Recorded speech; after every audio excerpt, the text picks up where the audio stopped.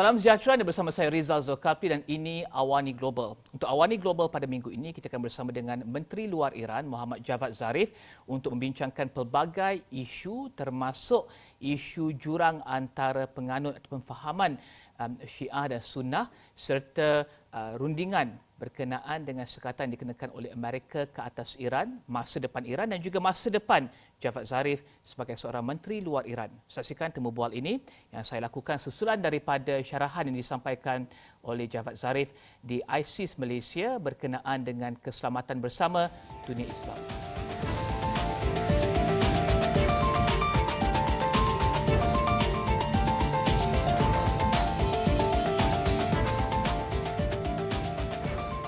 Your Excellency, thank you for joining us. First of all, let's look at the global Islamic world right now. There is this perception that there is a divide between the Sunni and the Shia, and this perception is further reinforced by leaders of some Islamic nations. What do you make of the divide? Does that divide really exist in the Islamic world right now? Well, there are differences in schools of jurisprudence in Islam, but it doesn't mean that these jurisprudence differences should be political tools to advance political agenda. Unfortunately, outsiders always use divisions within the Islamic world in order to advance their interests and push for their illegitimate desires in the Muslim world. Now, the differences within the Islamic world need to be overcome in order to deal with common threats and common challenges. We have serious challenges like Israeli aggression against the Palestinians. Now, some countries that talk about the threat from Shiism are working with the enemy, with Israel. I can't see how they can abuse the jurisprudence differences between Shiism and Sunnism in order to cooperate with those who occupy Muslim land, with those who commit aggressions on a daily basis against Muslim countries, against Arab countries. In the last few days, Israel has committed aggressions against Iraq, against Syria, and against Lebanon. Where are our friends and our brothers who are attacking Iran in defending their own Arab brethren? But there is an organization currently, the OIC. What do you make of it? This is the collection of these Muslim brothers and sisters. Is their voice not strong enough against this other power? Well, unfortunately, the OIC, which was established in order to fight and unite Muslims against Israeli atrocities against Palestinians, which was established in order to defend Al-Aqsa Mosque, is now being used as an instrument of foreign policy of a single country, which is trying to find alliance with the most repressive elements in Israel like Netanyahu. Why is that happening, do you think? Well, because some in our region, some in the Muslim world, believe that instead of relying on their own people for security, instead of relying on their own people for progress, they can rely on Israel and the United States.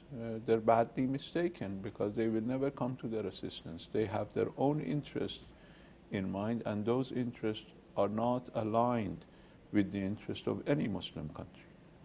You mentioned earlier in your speech that countries should not depend on outside powers for its security, for its development, for its economic power. Why do you believe in that? Is it because of the sanctions imposed upon Iran for 40 years and still ongoing? Do you find strength inside Iran and not depending so much on the external forces and aids? If we depended on external forces, we would have been destroyed long time ago. But security is not a commodity that you can purchase. Development is not a commodity that you can purchase from outside. Of course, you can cooperate with the outside world. We're not calling for isolationism, but we're calling for reliance on your own people, on your own resources, on your own potentials, and then seeking assistance from outside, seeking cooperation from outside. You cannot simply believe that you can pay money for armaments, for favors, and be secured. They have had experience of that. They paid $75 billion to Saddam Hussein. But what did he do? When he couldn't win a war with Iran, he used the money that was given to him, the weapons that were purchased for him by Saudi Arabia and Kuwait, in order to attack Kuwait and attack Saudi Arabia. So that should give him the lesson that they cannot rely on anybody for security. They have to gain security through cooperation, through reliance on their own people. And that's all we're saying. You mentioned cooperation. Is Iran working together with Malaysia in any of these cooperations in the future with regards to economy, security, trade? Well, we have a lot of respect for Malaysia, and we have a lot of respect for Prime Minister Mahathir. We are prepared to work with Malaysia bilaterally and multilaterally, and also within the Islamic world. We believe that our relations with Malaysia is in the interest of other countries in the Muslim world and not against any country in the Muslim world. And we believe that that cooperation among Islamic countries should be further expanded. In a post-Western world, how will that work? In a post-Western world, it means that we should not look to the West for everything. We have a reality that the centers of power are moving, the centers of wealth are moving, so we need to not only accept that reality, but welcome that reality and work with it. It means that we want to have normal relations, cooperation with the West, but it doesn't mean that we will depend on the West or we believe that they have to make decisions for us. We will make our own decisions. Let's look at your meeting last weekend, the statement that you issued a few days ago in Tokyo. Iran is not seeking to increase tension, but every country should be able to enjoy its rights under international law. What did you mean by that when you say its rights under international law? Well, you see, international law provides you with a framework to expect what you can see in the future. Now, you take actions which may not be in your immediate self-interest, but you take those actions with the expectations that others would reciprocate. That applies to every aspect of international law. Therefore, international law cannot be implemented unilaterally. Everybody needs to observe international law. Everybody, in order to protect their rights, will have to observe international law and will have to protect the rights of others. You cannot expect to act and to create uncertainty and expect others to be creating certainty for you. Are you working together with Prime Minister Shinzo Abe and also President Emmanuel Macron and all these other parties to maybe negotiate with regards to the sanction with the US? How are they helping you? No, we are talking to them because the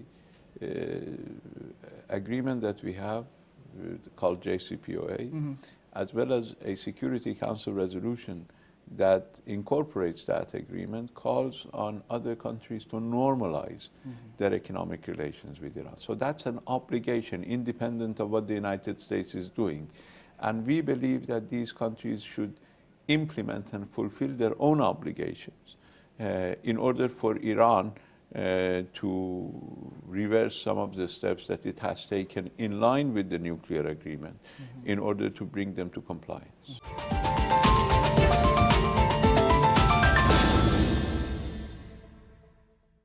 The international media organizations have labeled you and President Hassan Rouhani as being moderates.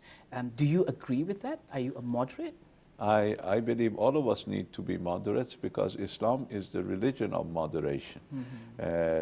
So we have the correct interpretation of Islam is moderation, and the fight that exists is not between Shia and Sunni, but between extremism and moderation in the Islamic world, and we're all in this fight. But I do not accept the labeling of outsiders about what is happening inside Iran. Of course, we have a difference of opinion in Iran. It's one of the beauties of having a non-monolith and a pluralistic society.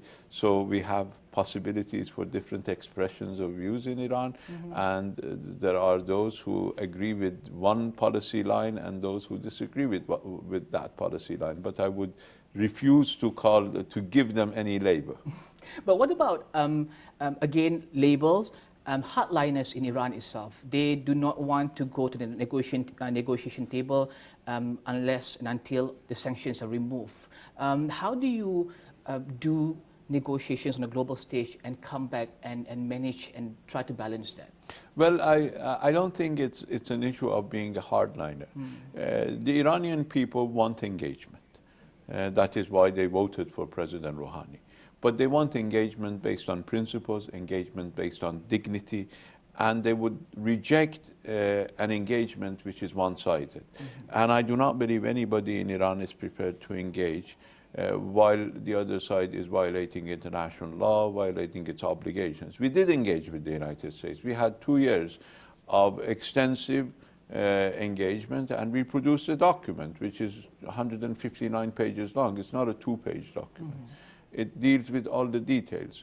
So when the United States breaks that, what is the guarantee that the next administration will not break whatever you agreed with this administration? That doesn't put the United States in a good position to engage with the rest of the world if everybody will have to believe or to suspect that any agreement that you reach with the Americans would only last to the end of that administration.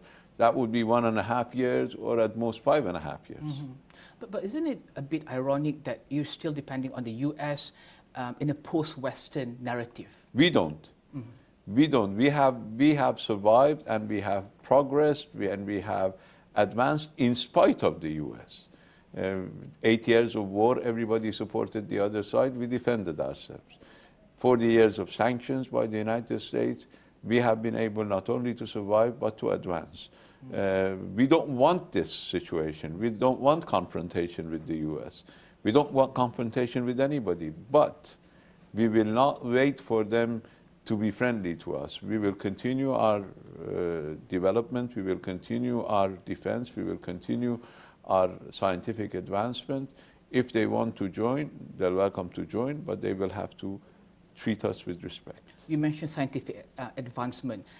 Share with us this homegrown strength that you've developed after these many years of sanction, this strength that you have. Where does it come from, and how did it come about? Well, it comes about the belief that you cannot depend and buy your advancement from outside.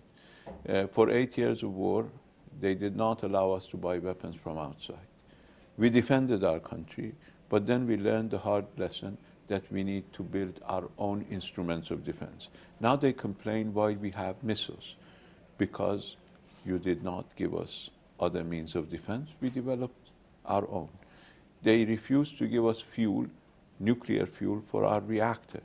We built it ourselves, and now they're saying that you wanted to build nuclear weapon. They simply have this wrong mentality that they believe that Iran is just like their clients who would take orders from them, who would stop defending itself, who would stop advancing if they told us that we had to stop. This is not the case. We rely on our own people. They are the source of our defense. They are the source of our advancement. As I said, that doesn't mean isolationism. That doesn't mean refraining from engaging with others. We showed that we were prepared to engage. We showed that we were prepared to negotiate. But we have also shown that if they violate their agreements, if they don't respect their own signature, if they don't respect their own institutions such as the Security Council, then we will not simply allow them to impose on us their positions and their wishes and their desires. You mentioned nuclear weapon. There is a narrative in the Western media saying that despite saying that you will not build nuclear weapons, that you could build nuclear weapons in the future if you want to, looking at the resources that you have. Why will Iran not build nuclear weapons in the future? Because we do not believe that nuclear weapons augment our security. And we believe that nuclear weapons are inhuman. And the use of nuclear weapons is anti-Islamic. Because we believe, as Muslims, that it is not possible to use nuclear weapons, we believe that you should not spend the time and resources that are needed to build something that you can never spend. We do not believe that possession of nuclear weapons provide you with security. Israel has nuclear weapons, but it's the most insecure place in the world.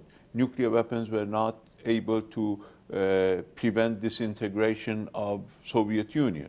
So they don't give you internal security, they don't give you external security. That is why we have built our defense doctrine on conventional weapons and not, and particularly on our people, not on possession of nuclear weapons. The West believes that everybody thinks like them. We have had the capability to produce nuclear weapons. We paid the price to produce nuclear weapons because we were under tremendous sanctions for 8 years without producing them. So if we wanted to produce nuclear weapons, we would have produced it a long time ago. Mm-hmm. So you will not produce nuclear weapons in the future? No. Iran will not produce nuclear weapons in the future? Never. Is that a promise? That's a commitment, more than a promise. Okay, let's look at the modern diplomacy. You are a career diplomat. About a year ago, I came across this phrase, diplomacy is dead. But we're seeing negotiations between the US, North Korea, a lot of negotiations going on in the world, and you went to the G7. But diplomacy these days is restricted to 280 characters by certain world leaders, and that is changing the world. What about traditional diplomatic channels? Do you think traditional diplomatic channels are dead? No, I believe diplomacy is expanding.